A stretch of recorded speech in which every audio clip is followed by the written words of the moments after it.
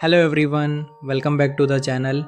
अगर आपको anime, horror shows और वेब सीरीज़ के डीप एक्सप्लेनेशंस, क्रेजी थ्योरीज और हिडन माइंड ब्लोइंग डिटेल्स पसंद है तो ट्रस्ट मी, आप बिल्कुल परफेक्ट जगह पे आए हो। लाइक करो, शेयर करो और सब्सक्राइब ज़रूर करना, क्योंकि आपका एक सब्सक्राइब हमें बूस्ट देता है और हम और भी ज़्यादा इंटेंस और बेटर कंटेंट लाते रहते हैं। चलो अब रेडी हो जाओ, वीडियो स्टार्ट करते हैं। एन्जॉय। इस चैप्टर में हम देखते हैं क्लाइंट का स्पिरिट विजन का प्रॉपर प्रैक्टिकल एक्सपीरियंस, और यही से उसकी बियॉन्डर जर्नी एक नया लेवल टच करती है। स्टोरी स्टार्ट होती है ओल्ड नील के साथ एल्केमी रूम में, जहां जैसे ही रिचुअल कंप्लीट होता है, डार्कनेस में छुपी हुई इल्यूसरी आंखें अचानक गायब हो जाती है। क्लाइंट चाह कर भी स्पिरिट विजन में उनका कोई ट्रेस नहीं पकड़ पाता। ओल्ड नील एक्सप्लेन करता है कि रिचुअलिस्टिक मैजिक का यही नेचर होता है, काम हो गया तो इफ़ेक्ट क्लीनली वैनिश। यही से क्लाइंट का एक्साइटमेंट पीक पर चला जाता है। उससे लगता है जैसे उससे कोई नया टॉय मिल गया हो। वो पूरे रूम को स्पिरिट विजन के साथ स्कैन करना शुरू करता है, लेकिन इंटरेस्टिंग बात यह होती है कि normal objects, tables, test tubes, cupboards कुछ भी ग्लो नहीं कर रहे होते। तब क्लाइंट रियलाइज़ करता है कि शायद लाइफलेस ऑब्जेक्ट्स के पास स्पिरिचुअलिटी ही नहीं होती। पर जैसे ही उसकी नज़र सिल्वर चेस्ट पर पड़ती है, सीन बिल्कुल चेंज हो जाता है। वहाँ कलर्स एक्सप्लोड हो जाते हैं, deep blue, star like brightness और क्रिम्सन फ्लेम्स जैसी इंटेंसिटी। क्लाइंट लॉजिकली कंक्लूड करता है कि एक्स्ट्राऑर्डिनरी बीइंग्स के मटेरियल्स, चाहे सोर्स मर चुका हो, फिर भी उनमें रेमनेंट स्पिरिचुअलिटी होती है। ओल्ड नील इस थॉट को कंफर्म करता है और बताता है कि यही रेमनेंट स्पिरिचुअलिटी पोशन मेकिंग का कोर है, और इसी वजह से बियॉन्डर्स कंट्रोल भी लूज़ कर सकते हैं।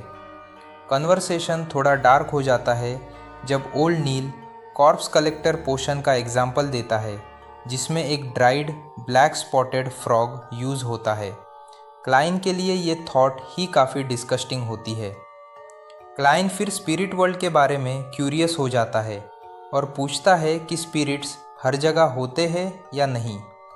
ओल्ड नील थोड़ा टोन में एक्सप्लेन करता है कि ये नाइट हॉक्स का हेडक्वार्टर्स है, एवरनाइट गॉडेस के चर्च के नीचे, और यहाँ रैंडम स्पिरिट्स को घूमने की इजाज़त बिल्कुल नहीं होती। साथ ही वो क्लैरिफाई करता है कि स्पिरिट वर्ल्ड और स्पिरिट्स अलग कॉन्सेप्ट्स है।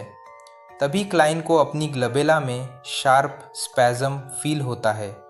एक मोमेंट के लिए उससे दूर के पास एक वेग ह्यूमन लाइक फिगर दिखता है, पर जैसे ही वो फोकस करता है, सब गायब।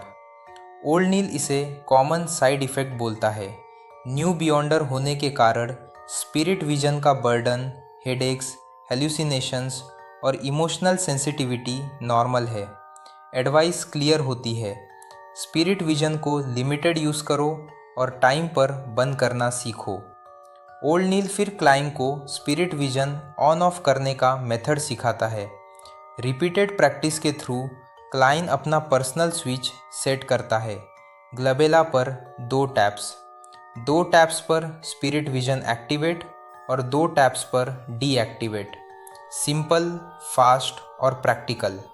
प्रैक्टिस के बाद क्लाइंट कंप्लीटली ड्रेन्ड फील करता है, जैसे 3 रात से सोया ही ना हो। ओल्ड नील रिमाइंड करता है कि वो स्लीपलेस नहीं है, इसलिए रेस्ट ज़रूरी है। आफ्टरनून में वेल्च के एरिया में क्लूज़ ढूंढने का टास्क मिलता है, और अगले दिन मिस्टिसिज्म की और ट्रेनिंग का प्रॉमिस। क्लाइंट घर पहुंचते ही कोलैप्स हो जाता है और गहरी नींद सो जाता है। दोपहर को उठकर टाइम चेक करता है और रिलीव्ड होता है कि टैरो क्लब मिस नहीं हुआ। थोड़ा स्टडी, थोड़ा फूड और एग्जैक्टली 3 बजे के पहले वो रिचुअल के लिए रेडी होता है। इस बार रिचुअल ज़्यादा स्टेबल होता है। मर्मर्स अभी भी होते हैं, पर क्लाइंट उन्हें इग्नोर करना सीख चुका है। एस्ट्रल प्रोजेक्शन जैसा एक्सपीरियंस होता है, ग्रे फॉग, रेड स्टार्स और फिर वो फेमिलियर डिवाइन पैलेस। काम माइंड के साथ क्लाइंट सीट ऑफ ऑनर पर बैठता है और टैरो क्लब का सेशन ऑफिशियली शुरू करता है।